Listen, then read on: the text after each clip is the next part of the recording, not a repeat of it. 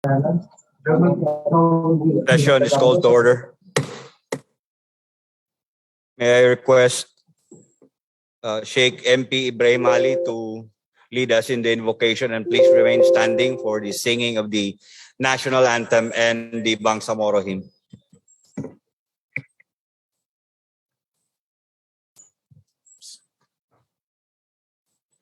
Bismillahirrahmanirrahim. Amin ya Rabbal Alamin. Alhamdulillahi Rabbil Alamin. Ar-Rahmanur Rahim. Maliki Yawmiddin. Iyyaka na'budu wa iyyaka nasta'in. Ihdinas siratal mustaqim. Siratal ladzina an'amta 'alaihim ghairil maghdubi 'alaihim waladdallin. Amin. Allahumma arinal haqqa haqqa warzuqna ittiba'ah ya Allah. Wa arinal batila batilan warzuqna ijtinaba ya Allah. Allahumma wafiqna Allah lima tuhibbu tarda. Allahumma la taj'alid dunya akbar hammina wa la mablagha ilmina. Allahumma aslih lana dinana alladhi huwa ismatu amrina wa aslih lana dunyana allati fiha ma'ashuna wa aslih lana akhiratana allati la yamaduna ya Allah. Allahumma rabbana atina fid dunya hasanah wa fil akhirati hasanah wa qina adzaban nar. Sallallahu ala sayyidina Muhammad wa ala alihi wa sahbihi wasallam bi rahmatika ya arhamar rahimin. Walhamdulillahi rabbil alamin.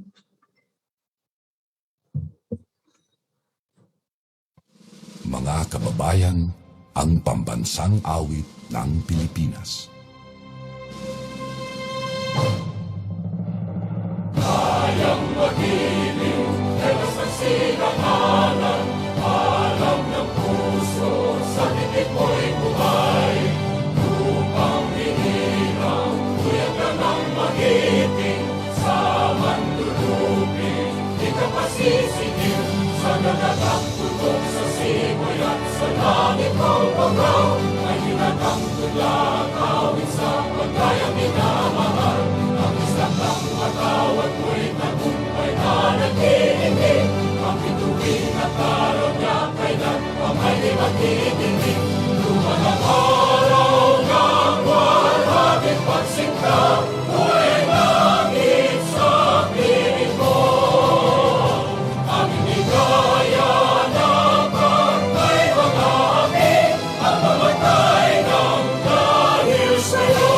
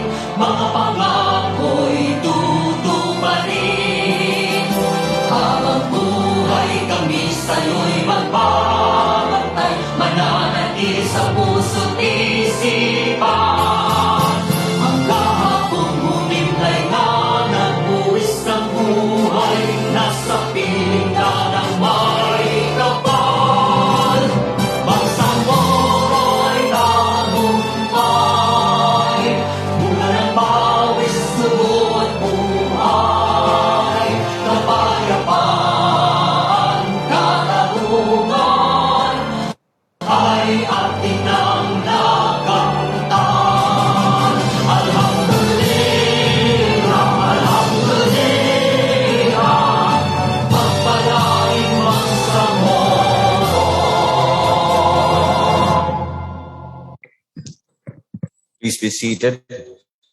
The Secretary General, please proceed with the roll call. The honorable members of the Parliament, the Honorable Abbas Ahmed,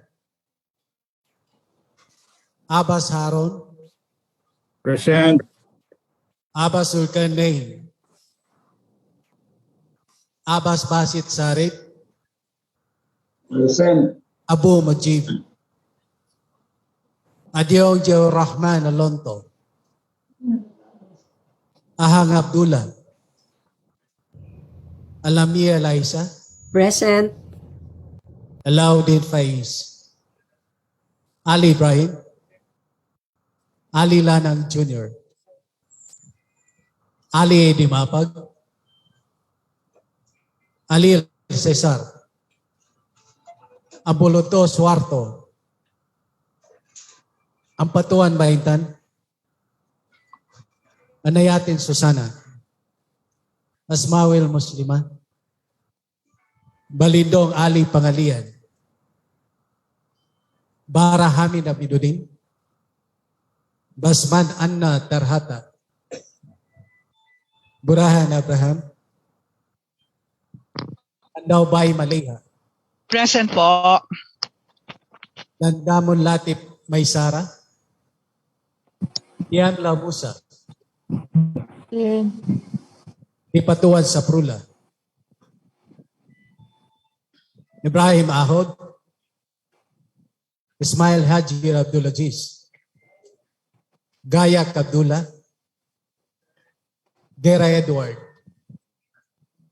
Hasim Abdullah, Hasan Atibin, Iqbal Muager, Asul, Jajuri Raisa, Jakilan Muslimin, Present. Wait lang. Al-Baki, Karon Bainon, Present. Present po. Lidasan Mussolini, Here po, present. Lidasan. Loong Don Mustafa, Present. Loong. Lorena Jose Ribani, Present. Makako Abdurauf, Makapaar Abdullah, Makaraya Jamel, Makasalong Marjani, Manguda Dato Kadafe, Present. Present. Mantawil Malik, Mastura Dato Takaw, Mastura Siti Siara, Mawali Lamil Bahar, Midtimbang Dato Midpantaw, Midmok Rasul, Mujahid Abdul Muhmin, Present. Munoz Hussein, Oranon Suaib, Pakasa Mabayda, Pak Abdulahab, Pangandaman Nabila Margarita, Present. Ramos Jamila, Rimbang Sultan Idris Nasser, Sakar Modayaw, Salenda Said, Sali Al-Said, Saliga Romeo, Salik Ali, Sangki Ali, Sani Punduma, Present. Saltad Al-Sad, Sema Omar Yasser, Sema Romeo,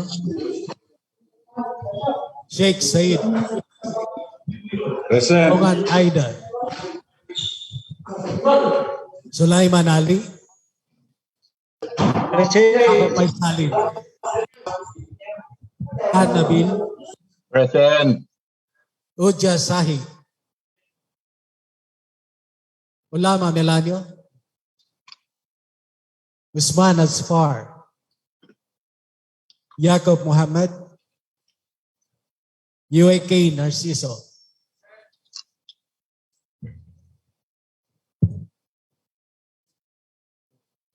Bismillahirrahmanirrahim.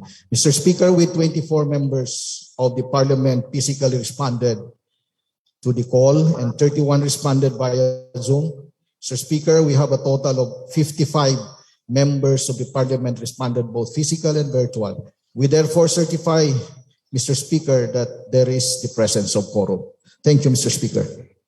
With 55 physically and virtually present, and with the certification of the Secretary General as to the existence of a quorum, we are therefore good to proceed with today's plenary session. 1 minute suspension.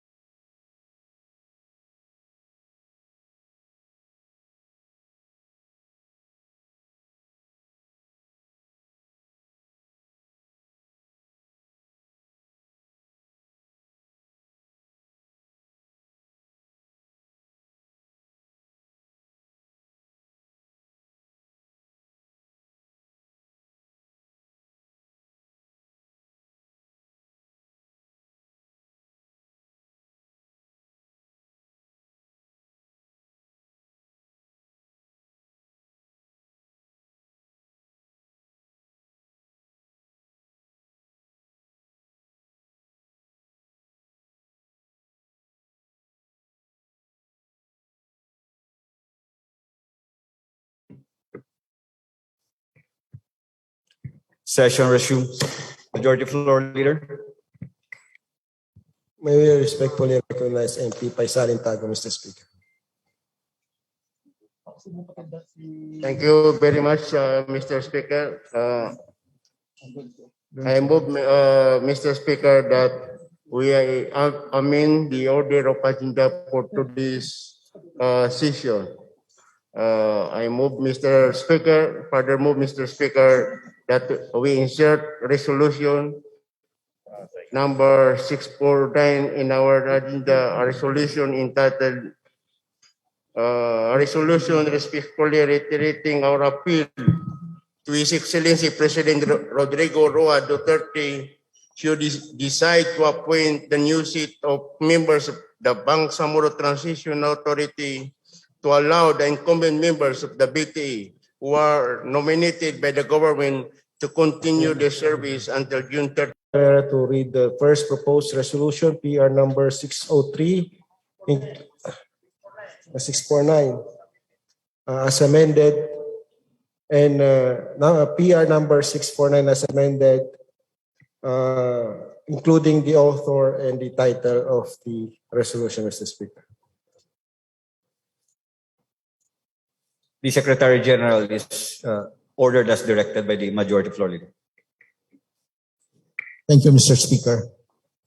On proposed resolution number 649 is entitled, "A resolution respectfully reiterating our appeal to His Excellency President Rodrigo Roa Duterte should he decide to appoint the new set of members of the Bangsamoro Transition Authority BTA to allow the incumbent members of the BTA who are nominated by the government to continue their service until June 30, 2025 by giving primary consideration in their reappointment.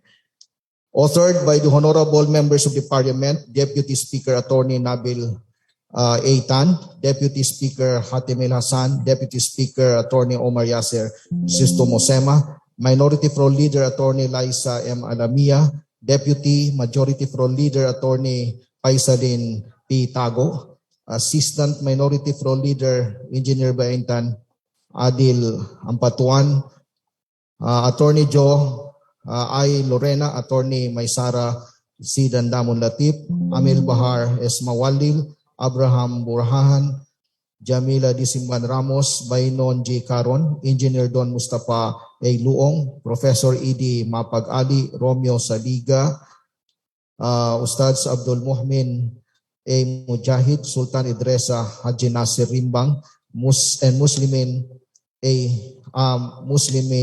Jakilan. Mr. Speaker. Mr. Speaker, I move to treat this as simple resolution and be transferred for the business of the day. There is a motion to treat proposed resolution number 649 as a simple resolution be transferred to the business for the day. It's been seconded. There being no objection, the same is hereby approved. Mr. Speaker, may we request the Secretary General to read the next proposed resolution, including the title and the author, Mr. Speaker. The Secretary General is directed to read the title of the next proposed resolution, including the name of the authors and co-authors. Mr. Speaker, proposed resolution number 603 is entitled Resolution Congratulating and Commending the Notre Dame University for obtaining an autonomous status given by the Commission on Higher Education, CHED.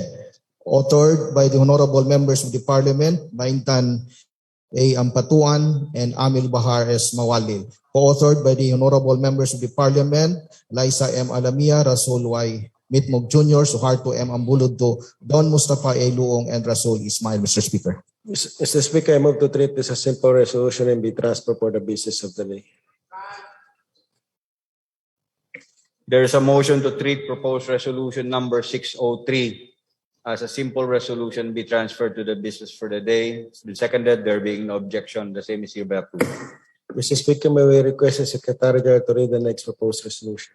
The Secretary General is directed to read the title of the next proposed resolution, including the name of the authors and co-authors.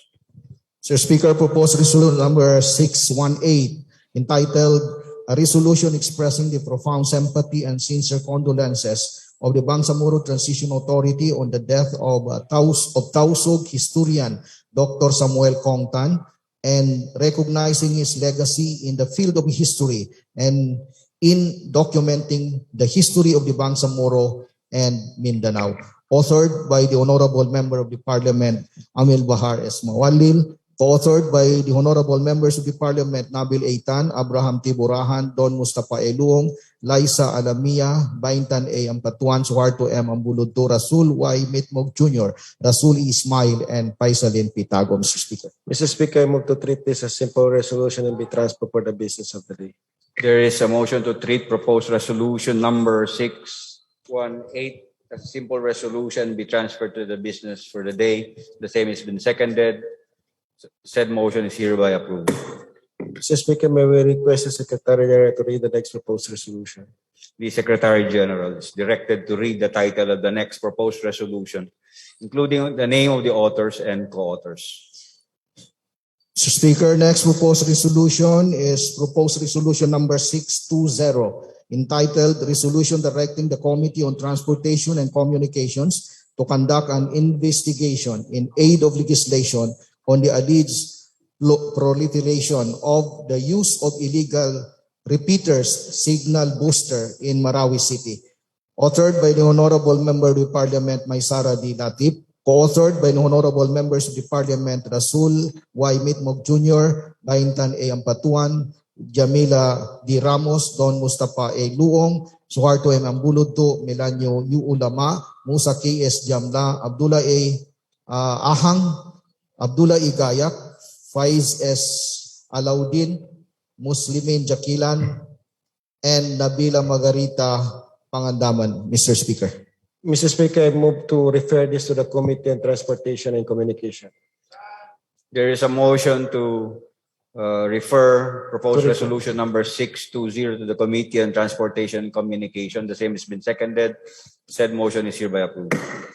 Mr. Speaker, may we request again the Secretary General to read the next proposed resolution? The Secretary General is directed to read the title of the next proposed resolution, including the name of the authors and co-authors. Mr. Speaker, proposed resolution number 622, entitled Resolution Calling on the Committee on Finance, Budget and Management to institutionalize the participations of civil society organizations, CSOs, in the preparations and authorization of the annual regional budget by providing effective mechanisms thereof. Authored by the Honorable Member of the Parliament, Maysara D. Latif, co-authored by the Honorable Members of the Parliament, Rasul Y. Mitmog Jr., Baintan A. Ampatuan, Bay Maleha B. Kandaw, Said Z. Zalendab, Faisalin P. Tago, Don Mustafa Eluong, Abdullah B. Hashim, Melanio U. Ulama, Suaib L. Uranon, Musa K.S. Jamla, Jamila D. Ramos, Abdullah Igayak, Faiz S. Alauddin, and Suharto M. Ambulodto, Mr. Speaker. Mr. Speaker, I move to refer this to the Committee on Finance, Budget and Management. There is a motion to refer proposed resolution number 622 to the Committee on Finance, Budget and Management. It's been seconded. The same is hereby approved. Mr. Speaker, may we again request the Secretary General to read the next proposed resolution? The Secretary General is directed to read the title of the next proposed resolution. Proposed resolution number 623, Mr. Speaker, is entitled Resolution Respectfully Urging the Office of the Chief Minister through the Ministry of Health to subsidize and absorb affected employees of the DOH Memorandum number 22-02 dated January 5, 2022, decreasing the number of slots of human resource for health under the National Health Workforce Support System for calendar year 2022. Authored by the Honorable Member of the Parliament, Faisalin P. Tago, co-authored by the Honorable Members of the Parliament, Nabil Eitan, Jose I. Lorena, Abraham T. Burahan, Kadafi G. Mangudadato, Nabila Margarita Pangandaman, Amil Bahar S. Mawalil, Idi M. Ali, Rasul E. Ismail, Don Mustafa A. Luong, Suwaib L. Uranon, Punduma Bisani, Rasul Y. Mitmog Jr., Faiz S. Alauddin, and Abdullah Igaya, Mr. Speaker. Mr. Speaker, I move to refer this to the Committee on Health and Finance, Mr. Speaker. Committee on Health and Committee on Finance, Budget and Management. There is a motion to refer proposed resolution number 623 to the Committee on Health and Committee on Finance, Budget and Management. The same is there any second? It's been seconded. There being no objection, proposed resolution number 623 is referred to the said committees. Mr. Speaker, again, may we request the Secretary General to read the next proposed resolution? The Secretary General is directed to read the title of the next proposed resolution. Sir Speaker, proposed resolution number 625 is entitled A Resolution Directing the Ministries of Social Services and Development, Interior and Local Government, Indigenous Peoples Affairs to jointly formulate a regional program for the mandatory civil registration of the birth of the residents of the Bangsamoro, particularly the Sama, Bajau, and other indigenous peoples. Authored by the Honorable Member of the Parliament, Don Mustafa Eluong, co-authored by the Honorable Members of the Parliament, Baintan A. Ampatuan, Amil Bahar S. Mawalil, Liza M. Alamia, Suharto M. Ambulodto, Rasul Y. Mitmog Jr., Rasul E. Ismail, Faisalin P. Tago, Omar Yasir C. Sema, Siti Sahara I. Mastura, Al-Bakil D. Jikiri, Jamila D. Ramos, Nabila Margarita Pangandaman, Susana S. Anayatin, Abdullah B. Hashim, Melanio U. Ulama, Al-Shade A. Sali, Faiz S. Alauddin, Idi M. Ali, Maysara D. Latif, Abdullah Igayak, and Abdul Muhmin A. Mujahid, Mr. Speaker. Mr. Speaker, I move to refer this to the Committee on Social Services, Committee on Interior and Local Government, and Committee on Indigenous Peoples Affairs. Committee on Indigenous Peoples Affairs. Committee on... There is a motion to refer proposed resolution number 625 to the Committee on Social Service and Development, Local Governance, and the Committee on Indigenous Peoples Affairs. It's been seconded. There being no objection, proposed resolution number 625 is referred to the said committees. Mr. Speaker, may we request the Secretary to read the next proposed resolution? The Secretary General is directed to read the title of the next proposed resolution, including the name of the authors and co-authors. Mr. Speaker, proposed resolution number 626 is entitled Resolution calling on the Ministry of Finance, Budget and Management to expedite the formulation, creation and establishment of the Regional Index of Occupational Services, Position Titles and Salary Grades. Authored by the Honorable Member of the Parliament, Don Mustafa A. Luong, co-authored by the Honorable Members of the Parliament, Baintan A. Ampatuan, Amil Bahar S. Mawalil, Laisa M. Alamia, Suharto M. Ambuludto, Rasul Y. Mitmug Jr., Rasul Ismail, Faisalin Tago, Omar Yasir Sisema, Siti Sahara Ay Mastura, Al-Bakil D. Jikiri, Jamila D. Ramos, Nabila Margarita Pangandaman, Susana S. Anayatin, Abdullah B. Hashim, Milanyo U. Ulama, Al-Shaid A. Sali, Faiz S. Alauddin, EDM Ali, Maysara D. Latif, Abdullah E. Gayak, and Abdul Muhmin A. Mujahid. Mr. Speaker. Mr. Speaker, I move to refer this to the Committee on Finance, Budget and Management. There's a motion to refer proposed resolution number 625 to the Committee on Finance, Budget and Management. There in a second. There being no objection, the same is hereby approved. May we request the Secretary to read the next proposed resolution, Mr. Speaker? The Secretary General is directed to read the title of the next proposed resolution. Mr. Speaker, on the next proposed resolution is proposed resolution number 627 entitled A Resolution Calling on the Ministry of Transportation and Communication, the Airport Transportation Services, and the Civil Aviation Authority of the Bangsamoro to immediately and properly implement the Muslim Mindanao Autonomy Act number 324 or MMA Act number 324, authored by the Honorable Member of the Parliament, Don Mustafa A. Luong, co-authored by the Honorable Members of the Parliament, Baintan A. Ampatuan, Amil Bahar S. Mawalil, Laisa M. Alamia, Suharto Ambuludto, Rasul Y. Mitmug Jr., Rasul E. Ismail, Faisalin P. Tago, Omar Yasir Sisema, Siti Sahara Ay Mastura, Al-Bakil D. Zikiri, Jamila D. Ramos, Susana S. Anayatin, Milanyo Ulama, Al-Shaid A. Sali, Faiz S. Alauddin, EDM Ali, Maysara D. Latif, Abdullah E. Gayak, and Abdul Muhmin A. Mujahid. Mr. Speaker. Mr. Speaker, I move to refer this to the Committee on Transportation and Communication. There is a motion to refer proposed resolution number 627 to the Committee on Transportation and Communication. Is there any second? There being no objection, proposed resolution number 627 is hereby referred to the said committees. Mr. Speaker, may we request the Secretary to read the next proposed resolution? The Secretary General is directed to read the title of the next proposed resolution, including the name of the authors and co-authors.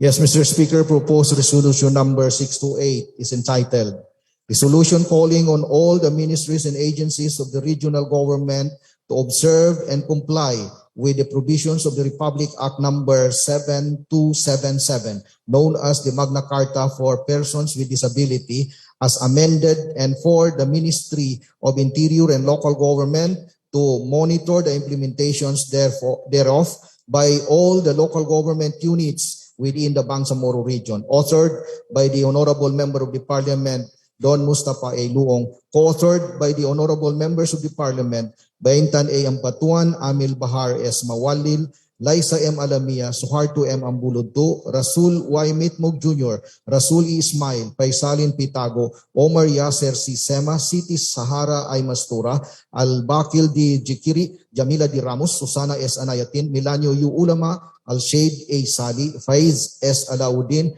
EDM Ali, Maysara D. Latif, Abdullah E. Gayak, and Abdul Muhmin Mujahid. Mr. Speaker. Mr. Speaker, I move to refer this to the Committee on Social Services and the Committee on Local Governance, Mr. Speaker. There is a motion to refer proposed resolution number 628 to the Committee on Social Services and Local Government. Yes, Mr. Speaker.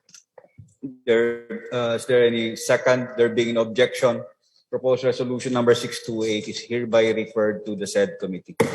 Yes, Mr. Speaker, again, we are now on item number 8, first stage of bills. May we request the Secretary to read the first proposed PTA Parliament bill for today's session, including the title and the author. The Secretary General is directed to read the title of proposed BTA Parliament Bill number 151.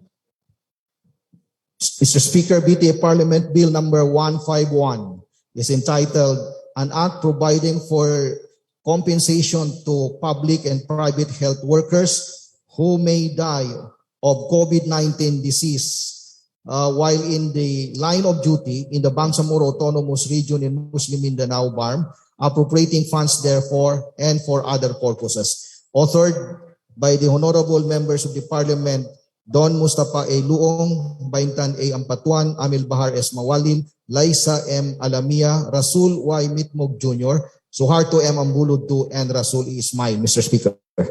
Mr. Speaker, this is a private member bill. Any members of the Parliament who signify their interest as co-authors, just fill up the co-authorship form to be included as co-authors, Mr. Speaker. May we again request the Secretary General to read the next proposed PTA Parliament bill for today's session. Muntik ako nagpunta ng Cotabato bukas. Pero Proposed magbalik BTA yan Parliament number 168. ay 18 ng gabi.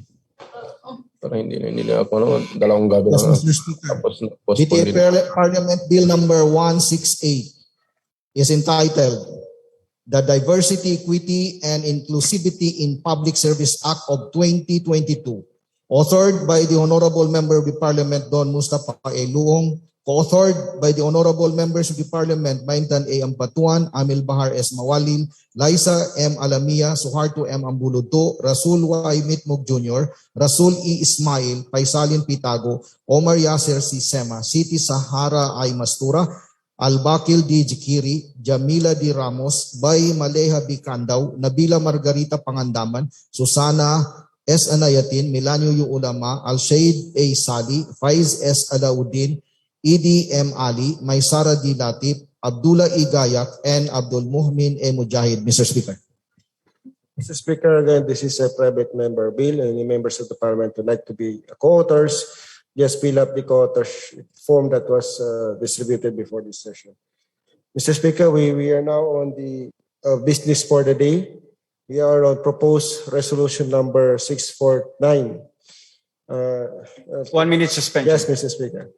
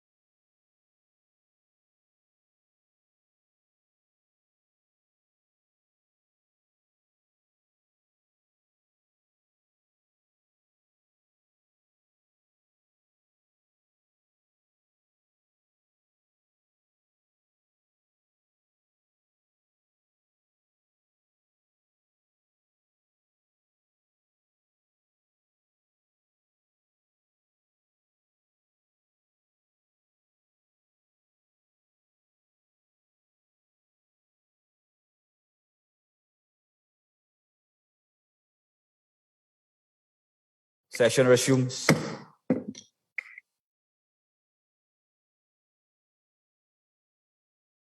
Majority Floor Leader. Ay, yes. Ganun na kagad? Ayaw mo.